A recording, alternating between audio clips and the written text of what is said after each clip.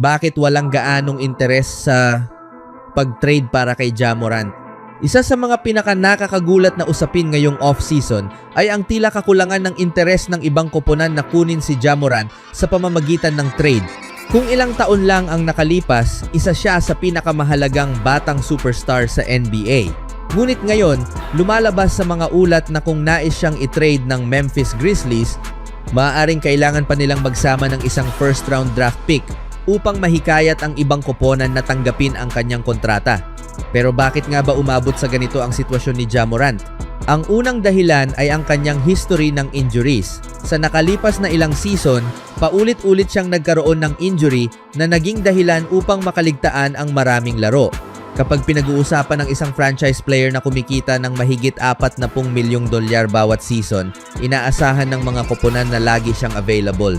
Sa kaso ni Morant, malaking tanong kung gaano siya magiging malusog sa buong season. Pangalawa ay ang kanyang off-court issues. Hindi maikakaila na isa si Ja Morant sa pinaka-eksplosibong atleta sa NBA, ngunit ang mga kontrobersiyang kinasangkutan niya sa labas ng basketball ay nakaapekto rin sa pananaw ng ibang koponan. Kapag kukuha ka ng isang superstar, hindi lang talento ang tinitingnan, kasama rin dito ang leadership, professionalism, at kung magiging positibong impluensya ba siya sa locker room. Isa rin sa pinakamalaking hadlang ay ang laki ng kanyang kontrata. Malaki ang salary cap na kakainin ni Morant, kaya kung kukunin siya ng isang koponan, kailangan nilang magsakripisyo ng ilan sa kanilang mahahalagang manlalaro.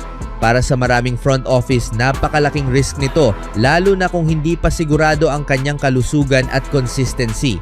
Bukod pa rito, maraming koponan ngayon ang mas pinahahalagahan ang flexibility. Ayaw nilang itali ang kanilang salary cap sa isang manlalarong may malaking question mark. Mas gusto nilang gamitin ang kanilang cap space sa mga manlalarong mas maaasahan at mas mababa ang panganib. Dahil dito, lumalabas ang ideya na maaaring kailangan pang magsama ang Memphis ng isang first-round draft pick sa anumang trade package. Hindi ibig sabihin nito na walang halaga si Ja Morant bilang manlalaro. Sa halip, ang first-round pick ang nagsisilbing insentibo upang mabawasan ang panganib para sa koponang tatanggap sa kanya. Para bang sinasabi ng Grizzlies, oo, may risk sa pagkuha kay Ja, kaya narito ang isang mahalagang draft pick bilang dagdag na halaga. Posibleng manatiling limitado ang mga koponang handang makipag-trade para sa kanya at maaaring kailangan pa ngang magsama ang Grizzlies ng isang first-round pick upang maisakatuparan ang isang kasunduan. Samantala, may 3 manlalaro ang Los Angeles Lakers na kailangang magpasya tungkol sa kanilang player options. Sina Marcus Smart 5.4 million, DeAndre Ayton 8.1 million at Nick Smith Jr. 2.5 million ay may hanggang June 29 upang magdesisyon kung kukunin nila ang kanilang player options. Ayon sa mga NBA insider na sina Jake L. Fisher at Mark Stein, pinag-iisipan ng 32-year-old na si Smart na tanggihan ang kanyang player option sa Lakers upang subukan ang free agency. Ang Rockets ay isa sa mga posibleng destinasyon sa free agency para sa isa pang dating manlalaro ni Ime Udoka sa Boston, si Marcus Smart, isinulat nila sa kanilang pinakabagong Substack. Ayon sa mga source sa liga, si Smart na inaasahang magkakaroon ng interes mula sa Houston at posibleng iba pang mga koponan sa free agency ay seryosong pinag-iisipan ang pagtanggi sa kanyang 5.4 milyong player option para sa susunod na season sa Lakers bago ang deadline sa Lunes at pagkatapos ay susubukan ang open market. Lumabas ang impormasyong ito kasabay ng mga usap-usapan na interesado ang Rockets sa muling pagsasama nina Jaylen Brown at Ime Udoka. Gayunpaman, nilinaw ng ulat na bagamat hindi aktibong hinahabol ng Rockets si Brown sa pamamagitan ng trade, isa sila sa mga koponang maaaring magkaroon ng interes kay Smart. Si Smart din ang umako sa tungkulin bilang pangunahing playmaker nang mawala sina Luka Doncic at Austin Reeves dahil sa injury. Masasabi ring naging mahalaga ang kanyang kontribusyon sa pag-usad ng Lakers mula sa first round ng playoffs kahit marami ang naniniwalang sila ang matatanggal sa seryeng iyon. Tinapos niya ang seryeng iyon na may average na 14.7 points, 5.5 assists at 3.7 rebounds habang tumitira ng 46.4% mula sa field at 44.8% mula sa 3-point line. Nang makabalik si Reeves sa kalagitnaan ng serye, bumalik naman si Smart sa kanyang off-ball role. Isang veteranong point guard ang eksaktong kailangan ng Rockets noong nakaraang season upang magsilbing mentor sa batang si Reed Sheppard. Dahil babalik na rin si Fred VanVleet mula sa isang injury na maaaring makaapekto sa kanyang karera, hindi masamang option para sa Houston ang pagkakaroon ng isang veteranong backup point guard tulad ni Smart. Ngunit ang pangunahing issue para sa Rockets ay kung paano nito maaapektuhan ang pag-unlad ni Reed Sheppard. Sa pagbabalik ni VanVleet sa susunod na season, hindi maaaring bumalik si Sheppard sa pagiging ikatlong opsyon sa kanyang posisyon. Magiging makatuwiran lamang ang pagkuha kay Smart kung papayag si Smart o si VanVleet na gampanan ang kaparehong papel na ginawa ni Aaron Holiday noong nakaraang season bilang reserve guard na nagmumula sa bench.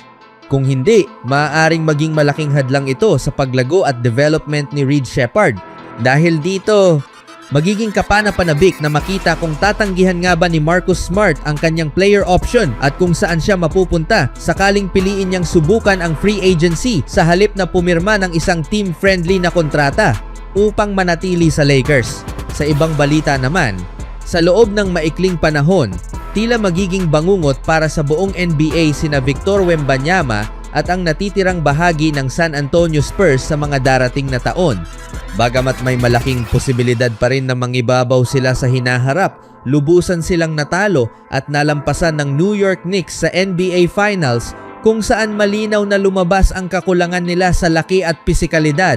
Partikular na nahirapan si Wembanyama laban sa tangkad at lakas ng frontcourt ng New York na pinangungunahan ni Karl Anthony Towns at Mitchell Robinson. Paulit-ulit siyang naitulak palabas ng pintura at nahirapang makuha ang kanyang pwesto sa ilalim ng basket. Dahil dito, naging malinaw na isa sa mga aspeto ng kanyang laro na kailangan niyang pagbutihin ay ang kanyang lakas ng katawan. Ngunit ngayon, maaaring hindi na niya kailangang akuin ng mag-isa ang problemang iyon. Mas naging nakakatakot ang Spurs at si Victor Wembanyama matapos ang 2026 NBA Draft. Pinili ng Spurs si Jaden Quaintance ng Kentucky Wildcats gamit ang ika-20 pick sa NBA Draft noong Martes bago sila muling pumasok sa unang round upang kunin ang sentro ng UConn na si Tyrese Reed Jr. Parehong tumitimbang ng mahigit 250 pounds ang dalawang manlalaro at kilala sa kanilang kakayahang maglaro sa loob ng restricted area. Ang kanilang presensya ay maaaring magbigay ng napakahalagang tulong kay Wembanyama sa kabuuan ng kanyang karera hanggang ngayon. Tila nag-aatubili si Wembanyama na manatili sa pintura sa mahabang panahon. Bukod dito, may mga pagkakataong natatalo siya sa pisikal na labanan sa loob lalo na kapag nagtatanggol sa poste. Kaya naman, isang malikhaing hakbang para sa San Antonio ang pagkuha ng dalawang manlalarong handang gawin ang mabibigat at maruruming trabaho sa ilalim ng basket. Dahil sa mga draft picks na ito, magkakaroon ngayon ang Spurs ng kakayahang gamitin si Wembanyama bilang power forward ng mas madalas. Ngunit kahit manatili man siyang full-time center, mayroon na silang mga maaasahang backup options na espesyalisado sa depensa at pisikal na laro. Ngayon, ang 7'5" na French phenom ay magkakaroon ng mas maraming kalayaan upang maglaro sa perimeter kung iyon ang kanyang nais. Makakatulong ito upang mapanatiling sariwa ang kanyang katawan sa buong season. Isa pa sa mga naging issue para kay Wembanyama noong playoffs ay ang kanyang kondisyon at stamina. Kaya naman napakahalaga ng pagdaragdag ng mga dekalidad na big men upang mabawasan ang kanyang minuto sa laro at limitahan ang pagod at pisikal na pinsalang dulot ng mahabang season. Sa pagkakaroon ng isa sa mga pinakanatatanging manlalaro sa kasaysayan ng NBA, dalawang batang dynamic guards at ilang mahuhusay na reserve players, hindi na gaanong marami ang kailangang ayusin ng Spurs ngayong off-season. Gayunpaman, nakita nila ang isang malinaw na kahinaan. Agad nila itong tinugunan. At bilang resulta ay naging isa sila sa pinakamalalaking panalo sa isang NBA draft class na ikinukumpara ng marami sa ilan sa pinakamahusay na draft classes sa kasaysayan ng liga. Anong masasabi nyo sa balita ngayon mga kaibigan?